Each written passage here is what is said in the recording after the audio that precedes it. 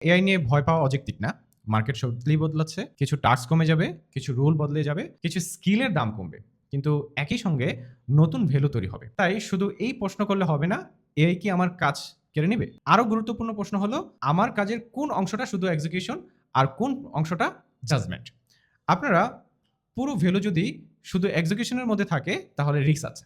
কিন্তু আপনি যদি প্রবলেম বুঝতে পারেন, কনটেক্সট ধরতে পারেন, কোয়ালিটি জাজ করতে পারেন, ডিসিশনের রেসপন্সিবিলিটি নিতে পারেন, তাহলে এআই আপনার ভ্যালু কমানোর চেয়ে আরো বাড়াবে। শেষে একটা প্রশ্ন রেখে যাই। আগে একজন ডিজাইনারকে জিজ্ঞেস করা হতো আপনি কি বানাতে পারেন? এআই এর যুগে আসল প্রশ্নটা হবে এত কিছু বানানো সম্ভব, আপনি কোনটা বানাবেন, কেন বানাবেন? ইনফরমেশন আরো অ্যাক্সেসিবল হবে, এক্সিকিউশন আরো দ্রুত হবে, অপশন আরো বাড়বে। কিন্তু জাজমেন্ট এখনো রেয়ার থাকবে। আর আমার মনে হয় এআই এর এই যুগে ডিজাইনারদের আসল প্রতিযোগিতা টুল নিয়ে না, আসল প্রতিযোগিতা হলো কে সবচেয়ে ভালোভাবে চিন্তা করতে পারে, সঠিক ডিরেকশন বেছে নিতে পারে এবং নিজের ডিসিশনের দায়িত্ব নিতে পারে।